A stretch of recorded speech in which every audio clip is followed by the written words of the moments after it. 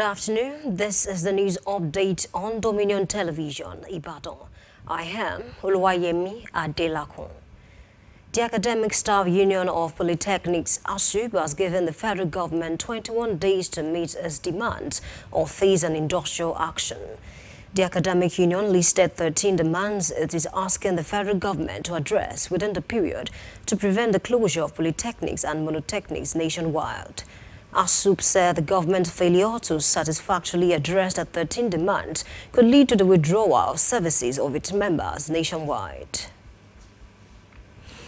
Oyo State Governor Seyi Makinde has called for greater inclusion of women in the labor movement, highlighting the importance of female representation in both union activities and politics. The governor made this call through his special advisor on labor matters, Barrister Bayo Titilola Sodo, at the 6th Women's Committee Delegate Conference of the Nigeria Labour Congress, Oyo State Council, held in Ibadan. Speaking at the event, Oyo NLC Chairman Comrade Kayode Martins applauded the governor's labor-friendly policies and urged the newly elected executives of the Women's Committee to foster unity and work collectively for the advancement of the union. In her acceptance speech, the new chairperson of the Oyo NLC Women's Committee, Comrade Bolanle Olumide Lawal, expressed gratitude for the smooth and transparent election process, pledged to prioritize the development and empowerment of women within the union. The State Commandant of the Nigeria Security and Civil Defense Corps, NSCDC, Oyo State Command, has deployed 600 personnel for the upcoming by-election in Ibadan North Federal Constituency. This development was announced in a press release outlining the NSCDC's preparedness and commitment to ensuring a peaceful and secure electoral process. The State Commandant emphasized that NSCDC will collaborate closely with the Nigerian Police Force and other security agencies in Oyo State to ensure comprehensive security across the state during the election. The commandant also assured the public that the personnel deployed for the election will conduct themselves with the highest level of professionalism and integrity while discharging their duties. As the ancient city of Ibadan prepares to enthrone a new monarch following the passing of the late Oba Owolabi Olakunleye, some residents have called for support and prayers for the Olubadan designate Oba Rashidi Ladoja.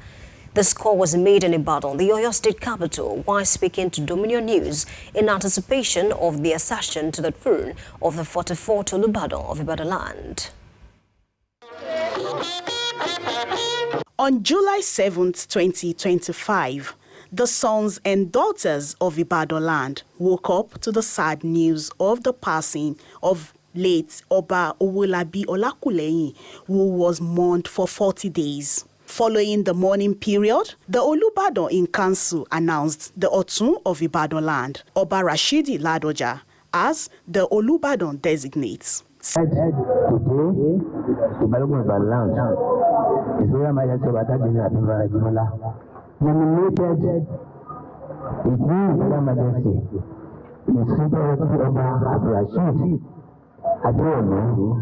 Ladoja. Since this announcement, the sons and daughters of Ibadan land have been waiting and preparing for the enthronement of Oba Ladoja. Some residents of Ibadan land described Oba Rashidi Ladoja's nomination as a welcome development for Ibadan land. And godly, fair-minded, level-headed, hard-working, and a man of integrity. That is our new Olubadan, Oba Rashidi Adewolu Ladoja. It is about resilience. It's about patience. It's about being focused. It's not about using influence to get there. You don't have to consult any oracle because God himself has given us the wisdom to have a good selective way of becoming a Olubadan. How Ibadan indigenous from they mature in terms of king making.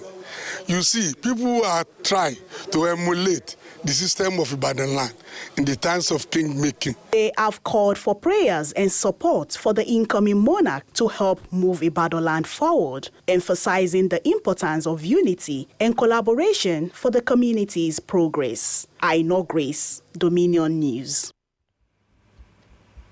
On the foreign scene, Mali's military rulers have said that they have arrested a group of military personnel and civilians, including 2 Malian generals and a suspected French agent, accused of attempting to destabilize the country. The announcement followed rumors in recent days of arrest of Malian army officers and was made by Mali's Security Minister General Daoud Ali Mamedine, assuring the audience that a full investigation was underway and that the situation is completely under control. The development comes amid an ongoing crackdown on dissent by Mali's military following a pro-democracy rally in May, the first since soldiers seized power nearly 4 years ago. The security minister said the Frenchman acted on behalf of the French intelligence service, which mobilized political leaders, civil society actors, and military personnel in Mali. United States President Donald Trump and Russian counterpart Vladimir Putin met in Alaska in a high-stakes IRIC summit that could prove decisive for the future of Ukraine. Putin will step onto Western soil for the first time since he ordered the invasion of Ukraine in February 2022, a war that has killed tens of thousands of people and in which Russia has not relented, making rapid gains just before the summit. Trump extended the invitation at the Russian leader's suggestion, but the U.S. president has since been defensive and warned that the meeting could be over within minutes if Putin does not compromise.